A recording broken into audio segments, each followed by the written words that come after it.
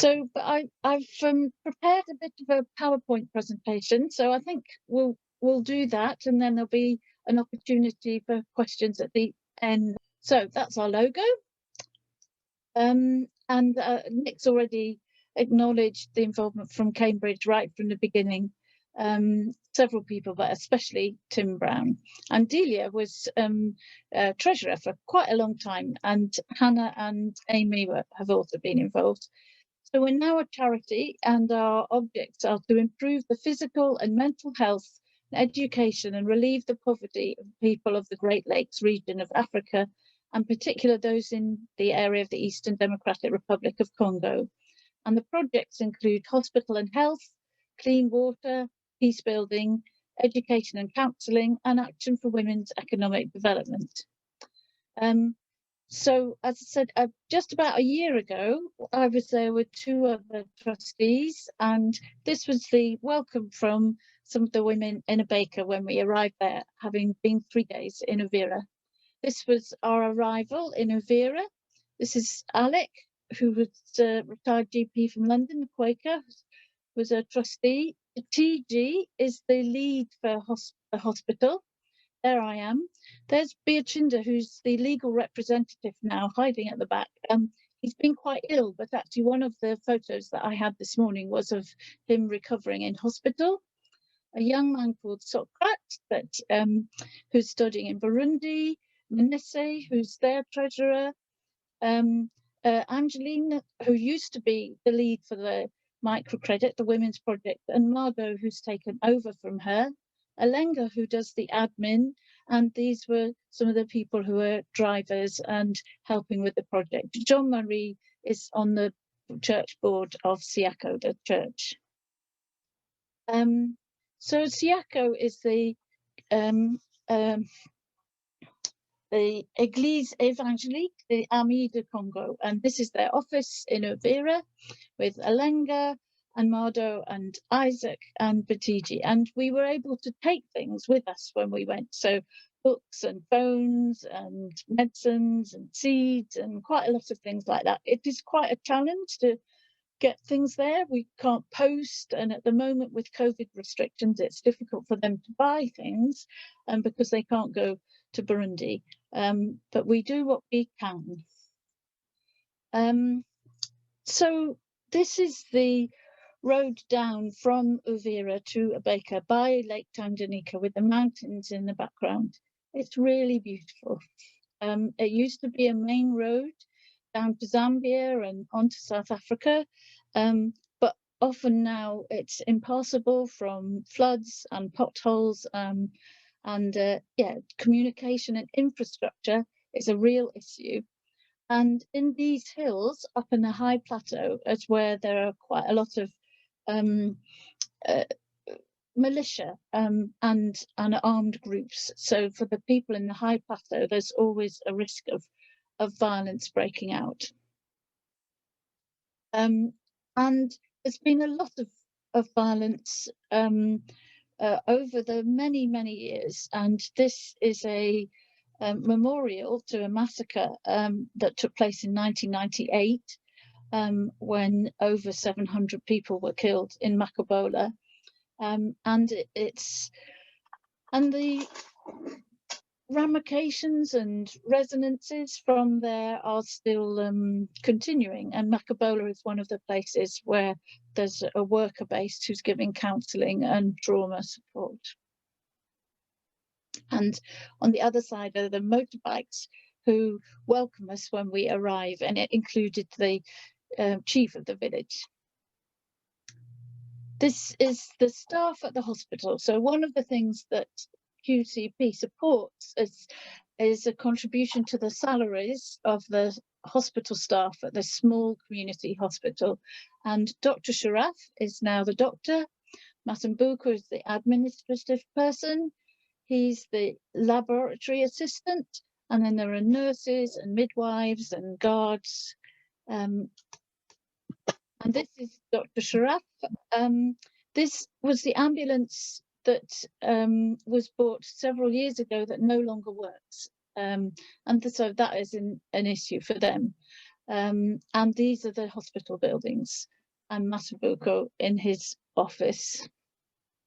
So you can see the state of the buildings and the wards with the beds and the mosquito nets. These are some of the things that we're trying to replace, and now have a closer relationship with the health authority. So we hope that there's a possibility of improving the buildings and the equipment. They are so ambitious and they really want that to happen. But this is the pediatric ward at the moment. And these are some of the wards that you can see with drips. There's a lot of malaria, malnutrition, so, you know, many health issues. We have been able to fundraise for equipment. So this was a new operating table that was bought. Now that the electricity has improved a bit, we were able to buy an ultrasound, and some of this was from a grant from Quaker Peace and Social Witness. So these are some of the future plans for the Centre Hospital à Baker. So they'd like more equipment for diagnostics and especially oxygen. They want to improve the buildings. The health zone hope to have funding from the World Bank. They are very keen to appoint an anaesthetist and a new midwife, as their midwife has sadly just died.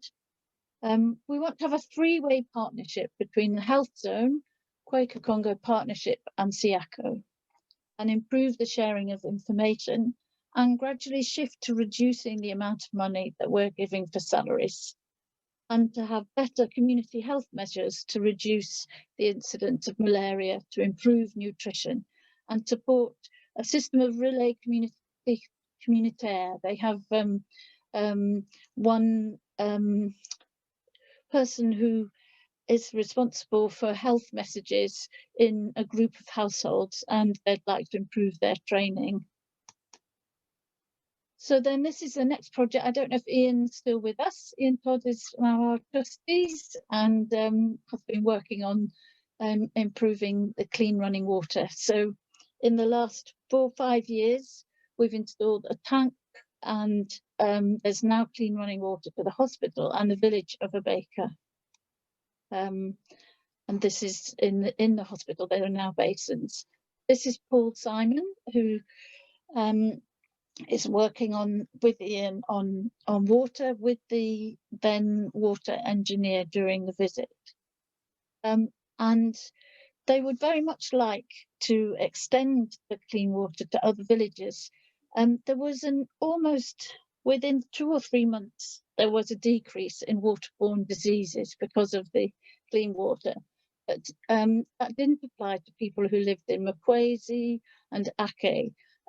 It would cost quite a lot, and there are quite a lot of complications, but you might have seen that we've got a fundraising campaign for the water supply, and the aim at the moment is to take the water from the Abeka main tank to Makwezi as a first step. So I talked about the ambulance being out of action. And as a replacement, we heard that there were E-Ranger motorbike ambulances, and we had money from the Southall Trust to pay for that. And after quite a lot of saga, it was eventually got there last September. And this is a patient being transported from Abeka to either Nundu or Avira. The roads aren't wonderful, but it is helping them. They would still like a 4-wheel drive vehicle, but the difference in cost was a lot, from 40,000 and this was 6,000. This is the state of the roads, though, so you can see that for a motorbike and sidecar, it wouldn't be easy at some times of the year. This was after a particular lot of rain, and during the visit, I went down to Nundu to meet with the people from the health authority. So this was after the meeting with the health authority, and some of you who've been around for a while will realise that it was a big step to have that conversation and dialogue with them. Dr. Theophil is now the chef de zone. He's the head of the zone of the health authority. I don't think I need to point out everyone else. These were some of his staff who were working on the strategic health plans, and had been involved when there was a new doctor being replaced at the hospital. So it's great to have that communication, but it's difficult to manage expectations. There was definitely that sense of, oh, there's a partnership with a church in the UK, they'll be able to do a lot. And I had to keep saying, we're very small, we can't do very much. Yeah, but you're also a guest and you don't want to disappoint. So that's sometimes a challenge. But it was very useful to have that better communication. And I had an email from Dr. Theophil. Hello, Jacob. All right? Can everyone hear me? You all right? So we were also summoned to a meeting with the minister. This is the minister. Hello, Jacob. It's here. Oh, is someone there?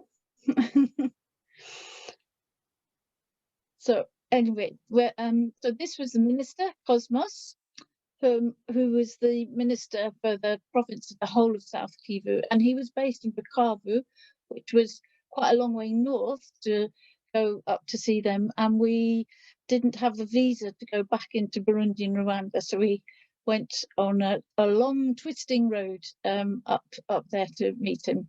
It was a useful meeting. We talked quite a lot about the plans for perhaps in the future having a kind of national insurance so that people don't have to pay so much for their hospital expenses, which at the moment is a real problem. But things take a while to happen in the DRC. And so although I think Cosmos is appointed since the new president, and you know, he'll be constrained a bit, I think, by politics as well as resources. But again, it's useful to have that communication. Then the bit of the work that I link in with particularly is the Centre for Education, Peace and Psychosocial Support, CPAP we call it. It used to be the Trauma Clinic Peace Garden, and this is Isaac Said, who's the project manager, with a motorbike that we fundraise for. They're about £2,000, and they mean that communication is possible for him up to the high plateau and to see all the counsellors who are based in villages. One of the really exciting things that's happened in the last 2 years is work with young people and peace committees, and they had a conference of young people in the summer of 2019, and since that small beginning there are now 85 young people in 5 peace committees in different villages in the middle and high plateau, and they're so committed to bringing in young people from different ethnic minority groupings, to reporting on incidents of violence, to encouraging communication. And we have some funding from the Radley Trust that will start in April to do some more intensive training with them. This was meeting with them. This is Alexandra and Franco, who the workers under Isaac, who were working with the young people. Alexandra's based in the High Plateau and Franco with the refugee camp at Lusungu. And this is the whole of the CPAP team. Not such a good photo, but nice to see them all. So one of the things that they are able to do is encourage conversations and talking. And so, you know, Isaac will meet with groups of militia and try and encourage them to be peaceful, to put down their arms, which is obviously very impressive. And the best thing to do is to have dialogue, conversation, hope to achieve reconciliation, looking at the causes for the violence. But there are still incidents of violence when people who are their houses are burnt down, their cows are taken away, and so this was some women who are internally displaced. Sexual violence is a real issue, and so we're doing as much work as we can with women on that, and with women and girls on things like washable pads, and to try and raise the status and education of women generally. These are just a couple of examples of why that's so important. During COVID, the schools were shut, and this young woman was at home, and her grandfather said, "Oh, well, you must get married." And she, in her case study, her testimony, she said, "Oh, I was suddenly introduced to a man that I had to marry, and I didn't know him. He was much older than me." And through Isaac talking to the father and grandfather and listening to her, she didn't have to marry him, but it was one of the side effects of the COVID restrictions. And this is a group of men looking at some of the resources from the Tear Fund, which emphasise the role of pastors in giving messages condemning male violence and rape. We had a bit of money to support evaluation, and they had some training for all staff and young people on evaluation. And Isaac has recently done some work with interns. So these are recent photos. And their future plans are more in-depth training on peace building techniques with 15 members of youth peace committees. And again, I said, yeah, thank you to the Radley Trust. Extension of peace committees to 5 other areas. Vocational training to young people. There are quite a large number of younger people who we've paid school fees for and are now looking to get trained in things like mechanics, tailoring, farming, IT. And so where we can, we're paying for them to access those courses. And we're now paying for fewer young people in schools, and want to strengthen the work to prevent sexual violence. We might have a crowdfunding campaign on that. Nick's going to work on that kind of area. And there's always the ongoing counselling, and they have a music group for peace. We're not able to pay the staff very much, so they had the idea of raising a pig that would help them with some financial support. There's a link to the conflict minerals campaign. As Elizabeth Coleman, some of you might know from Manchester, has launched a campaign on reducing the impact of mining for minerals, and the youth peace committees are also involved. There's an organisation called INEREC in Uvira, and George Barney from there, who's the clerk of the Quaker peace network in the area, is involved in the conflict minerals campaign, and we were able to have a meeting with Zoom with him just this last week. So the third main area of work, fourth with water, is the now called Action for Women's Integral Development, which used to be called Microcredit, and one of their projects is basket making. So Hannah Morrow was able to get grants for basket making, raising poultry and other things. And I know Amy has helped with fundraising specifically for this area of work in the past. So here's some goats.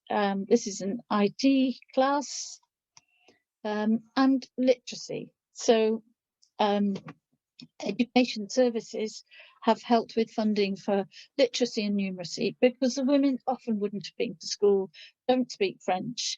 And before you're able to run your own business or do anything, then being able to write and count is obviously crucial. So that's, you know, it can make a big difference having the literacy classes.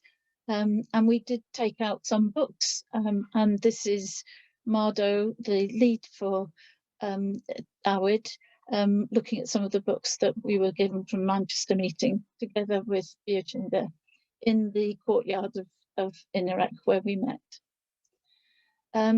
So they have a plot of land, not a very big plot, but enough to grow maize and cassava and tomatoes.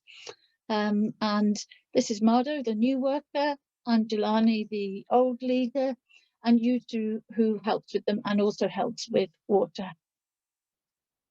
This was the plot of vegetables in the autumn, and these are some of the women who both do the farming and are doing the literacy. And this is an area where a little bit of money goes quite a long way in order to buy seeds, a few bits of equipment.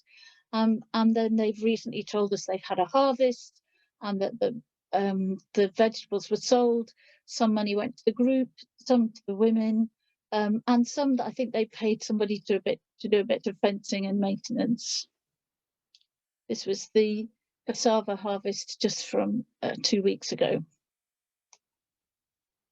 One of the reasons why having loans is not quite so essential is that they're linking in better with the Association Villageoise d'Épargne and Credit, AVEC.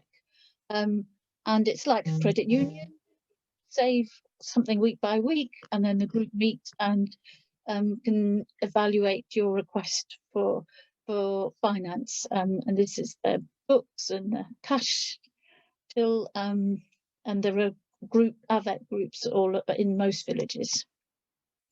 So their future plans, they've recently sent us a proposal for some training so that people can make soap, which is about $600. So quite good value, really. There would be 15 women who at the end of that course would be able to make and then sell soap. They'd like improved irrigation for the field, more goats, perhaps better market for selling their baskets and produce, sewing machines for tailoring, and continued funding for the literacy and numeracy and IT.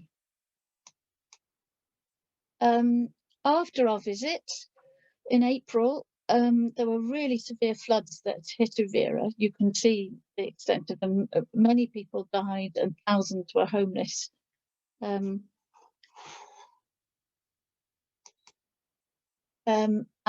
we did some flood fundraising then, I don't know if you remember, and sent some money to help with food aid and clothes, and also at the same time some money for COVID hygiene measures for having clean water and soap and masks.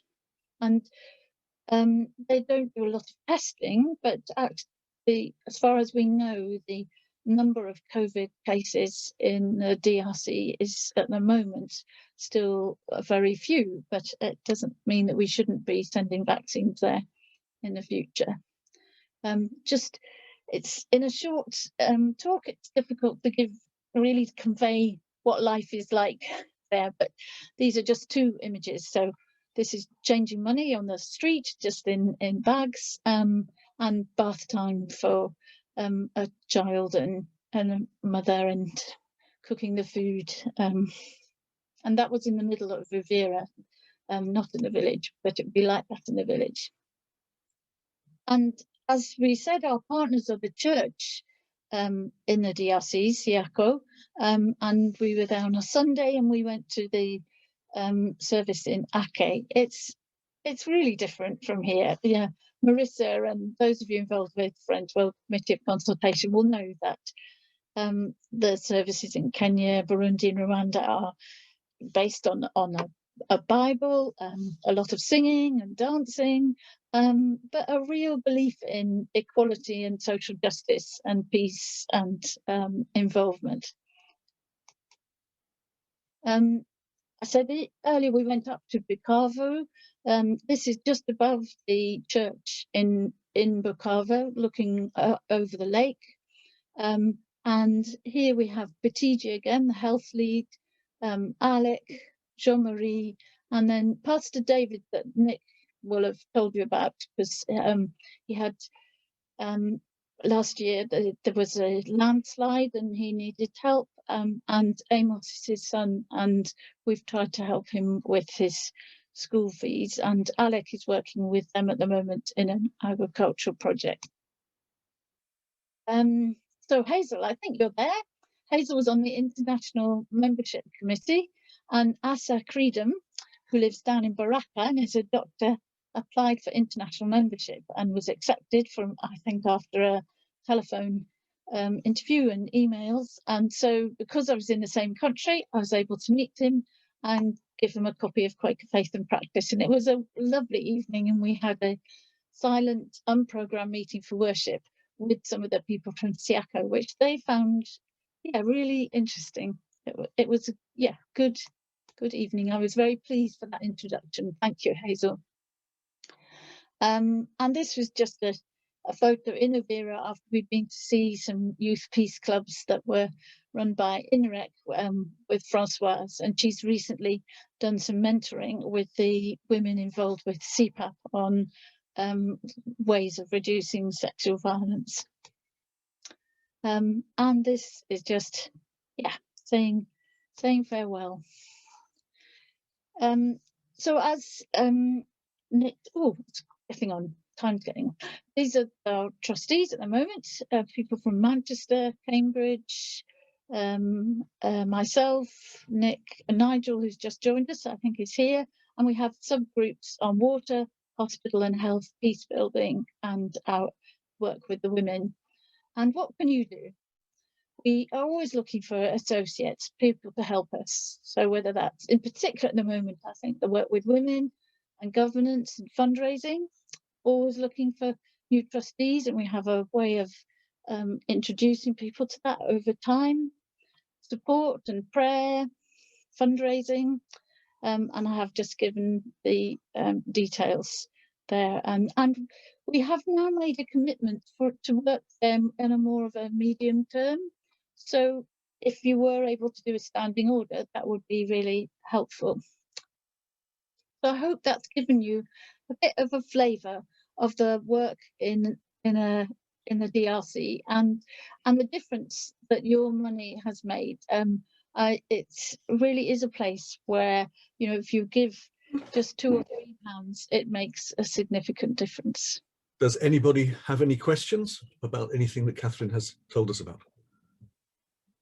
Yes, Catherine, I had a question. I wasn't sure whether I misheard you, but you mentioned it's always been, we were always a bit concerned that the volunteers in the trauma counselling section of the work, we were only able to pay them just a tiny amount of money.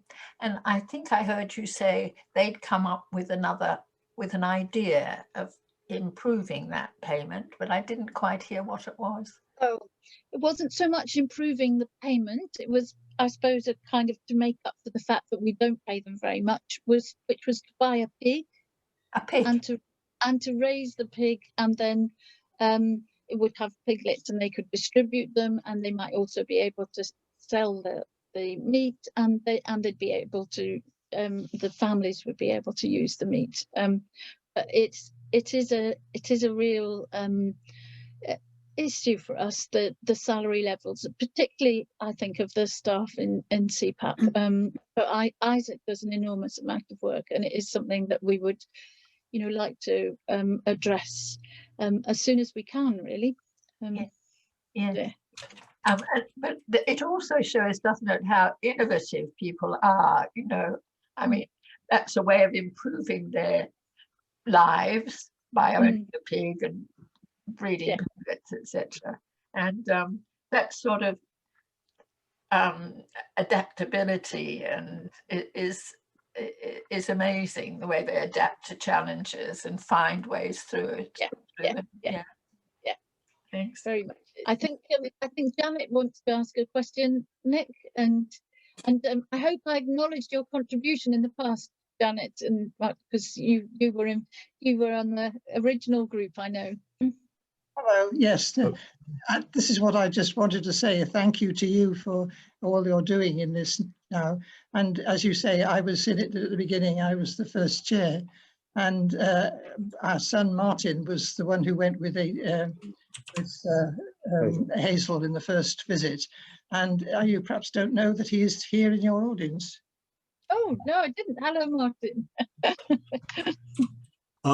So the next person that I see is Hazel in the top left. So would you like to say something, Hazel? Yes, lovely to see Martin. He and I were the first out in 2008, as he says. And then I went again with Catherine in 2012. And I am just so impressed by seeing those white mosquito nets in the hospital. My image is of crowded wards with blood-stained wards, no running water, and instruments being sterilized by being boiled up in a saucepan on a colour gas stove. It is very different, and I am just so impressed by what has been achieved, and particularly now the link with Nundu and the minister in Bukavu. I think obviously this is the way it's got to go in the future, and these things take a very long time. At last it is beginning to happen, and I'm just so impressed. It's not really a question, I'm just amazed at all right, it's 12 years, but it's a big leap forward actually in 12 years. One of the things you were mentioning was about digital access and digital usage of healthcare. Considering that a lot of Africans, it may surprise for a lot of people, but many Africans have got smartphones. Many Africans have got internet access through their smartphones. I presume that they're doing a lot of, there's plans afoot to utilize digital and healthcare and trying to improve on. Is that one of the ways in which they're going to try and improve it, considering how difficult it is in that area, difficult it is to get to hospitals, etc.? Yeah, it is a real thing with a lot of potential. The cost of the broadband access is an issue. So there's a lot of digital inequality. So yes, most people now have a phone. They don't, and many of them aren't smartphones. But it was one of the things that the hospital has put in a proposal to us for, is to improve their digital access, and that will, you know, make a difference, because they'll be able to share consultations with you know, people all over the world, let alone the country.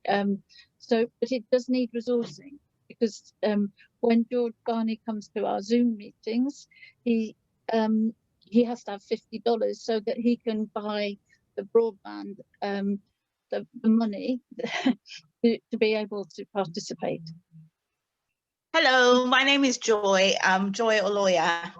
Thank you for the very comprehensive talk, and nice to see everybody, old friends. One thing that sprang to mind was the issue of agriculture, Catherine, that you mentioned, the fact that you were sending seeds and people have started you know, growing things. I think this is just a suggestion, really. I think this is something that could probably be built on, especially because those parts of the world tend to be very, very fertile. And just seeing from my experience in Zambia, you know, the small hospital that we supported in Zambia, they tended to grow all their own food, and they had a school adjacent to it, and it was actually very, very productive. So perhaps that's something that we could build on. Yeah. Thank you. Yes, I think it could. There's sometimes more of an issue in terms of access to land than you might think. But we hope to overcome that, and they were very keen to have different kinds of seeds, but there isn't a problem with rainfall. So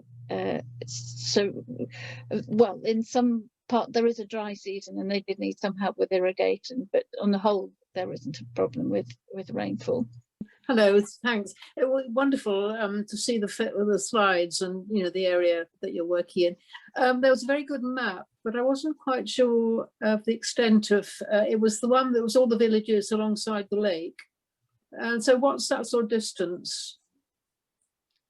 Oh, the distances aren't enormous. So from Uvira to Abeka is about 40 miles and Abeka to Nundu 20. And the distances on that map for water were probably only a mile or a mile and a half. So to get the pipes down is possible.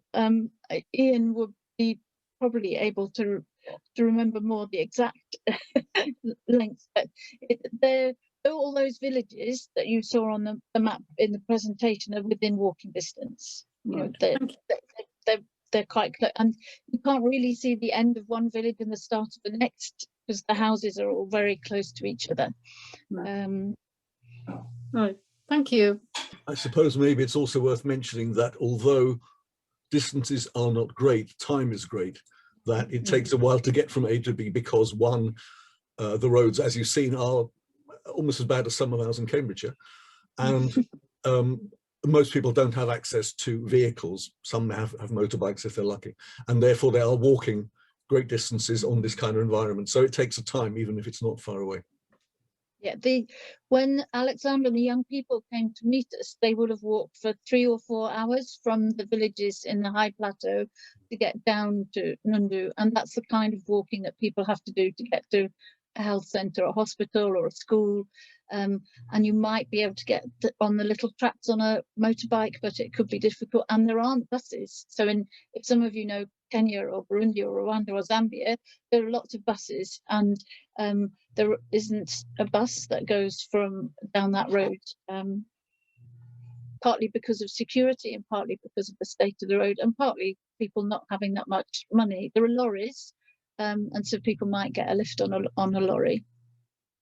My question was about the equipment and diagnostics. I wanted to know whether these equipments are coming from abroad and they've been shipped to Abeka, or they've been brought, well, in the village.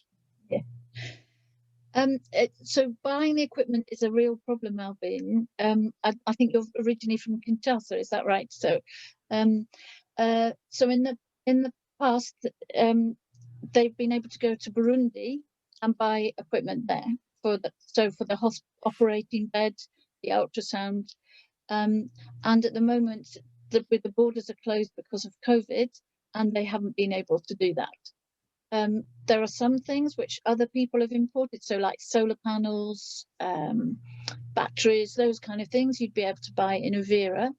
It was one of the topics of conversation that we've had with the health authority as to whether they can help with getting equipment, and they have a list of their standards and what you should buy, but I don't know, and because if they did some of the bulk buying, which is what would happen here, that would help.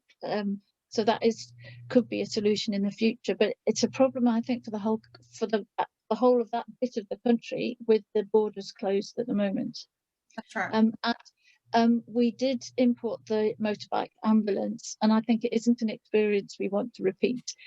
We were asked for enormous amounts of extra taxes, all at every single point. So when it arrived in Burundi, and then it was sat in the border post months, because we didn't want to pay what actually was more of a bribe than a tax. So we didn't want to do it as a bribe. We were very clear about that.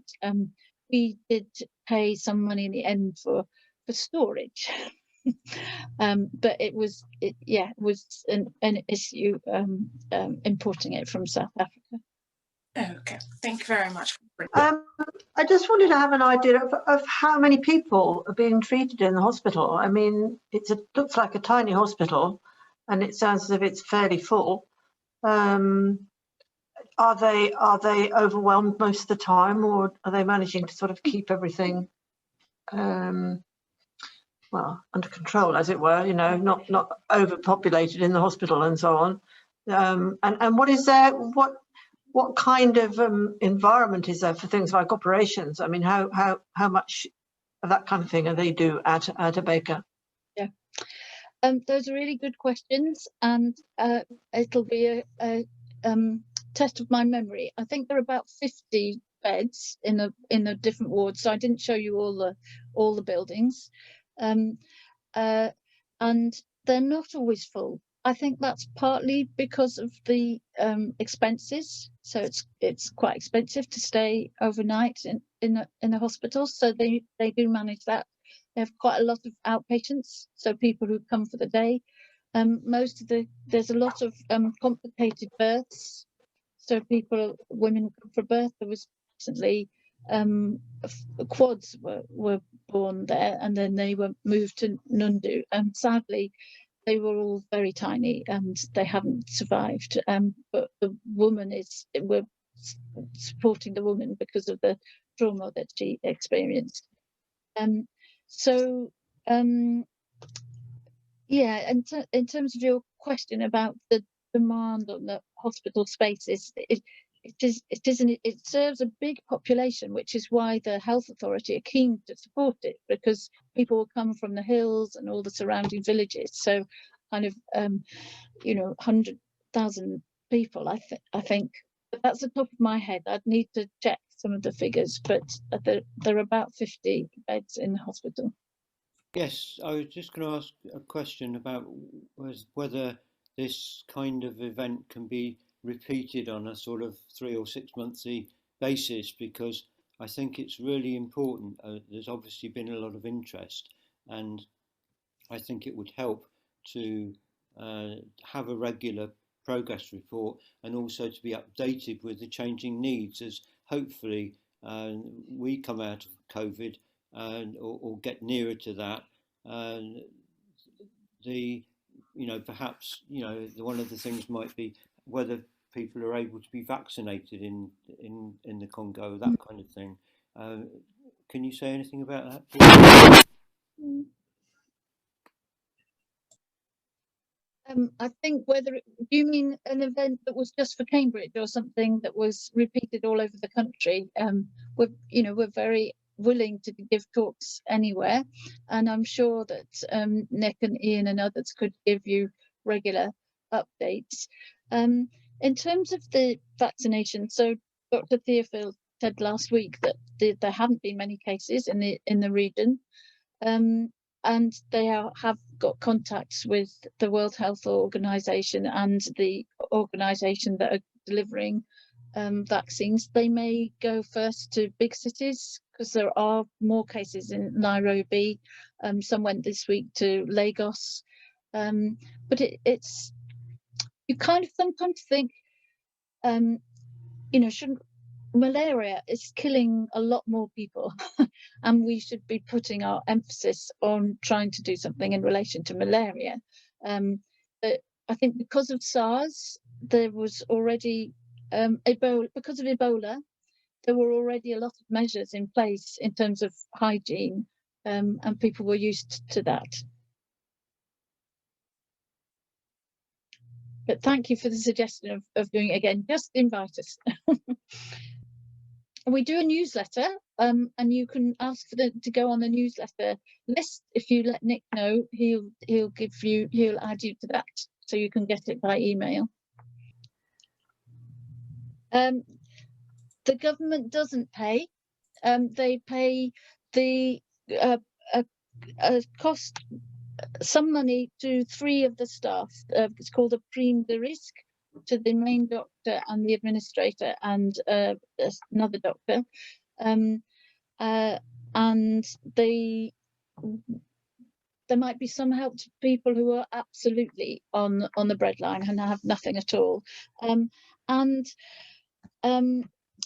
it's for them it's quite expensive, the cost of staying in the hospital, and I don't know it off the top of my head, I'm afraid. So but I can find that out if you'd like that information. How stable is the country? Is there violence coming all the time, or just sporadic? Depends on your definition of sporadic and on your definition of violence. The extent of rape and attacks on women is all the time. There are militia in the villages who carry arms all the time. So your people are living under that fear of attack. You might have seen last week that the ambassador to Italy was murdered in Goma, that with his driver and someone else from the embassy. And so mostly the killings wouldn't get reported, but that was quite high profile, so it did get reported. And I think, yes, since we've been back a year ago, we've heard of, there was an attack where the army were drunk and they killed 20 people on the road outside of Vera on the way to Bukavu. And we are not often but regularly sent photos of beatings and attacks in the villages where people are, you know, their cattle might be rustled or their houses burnt down. So it's living under that kind of threat of violence that can erupt at any time. So there's no proper policing? No, there is an army, there are police, but when the army from Kinshasa were based near the villages in Abeka, the women said, well, the amount of rape went up, and the young soldiers were assaulting the women in the villages.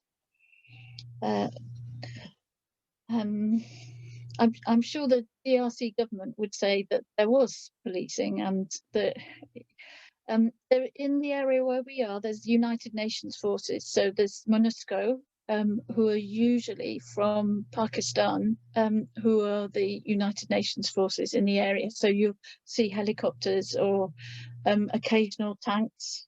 When we drove from Uvira to Bukavu, there was quite a few tanks that we passed on the way.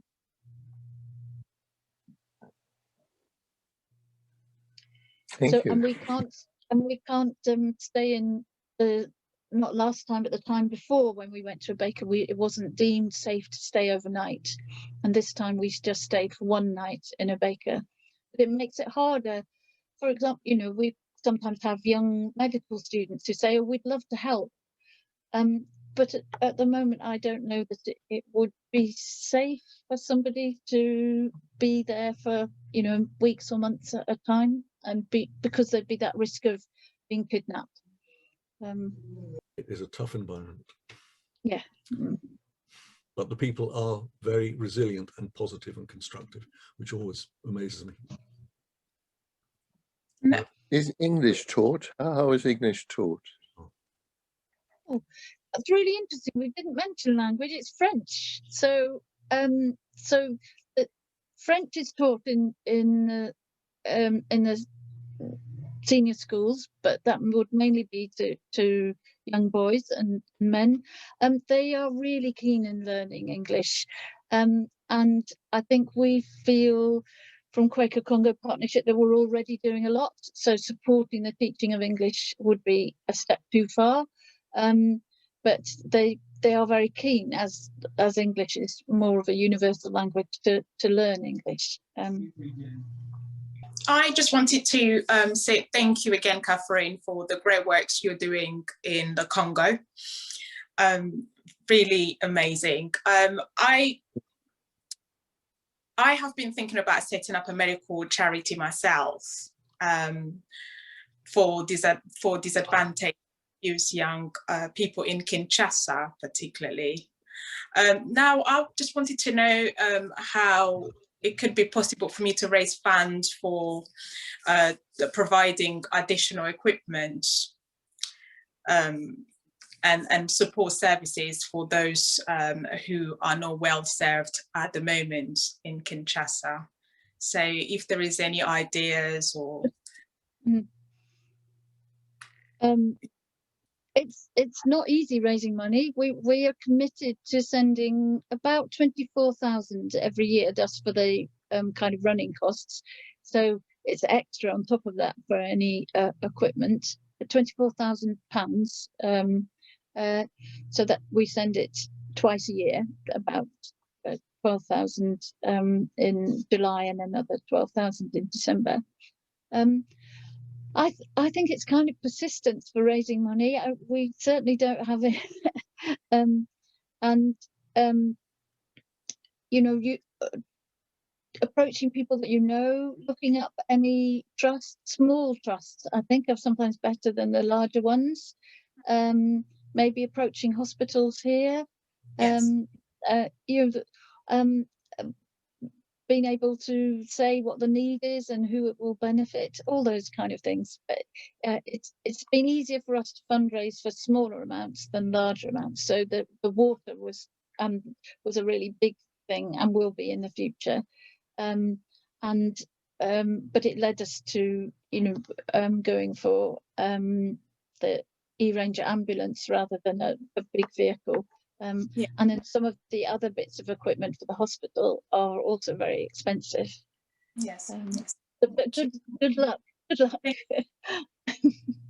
Thank you, Catherine. Thank you very much for a fascinating and obviously involving speech.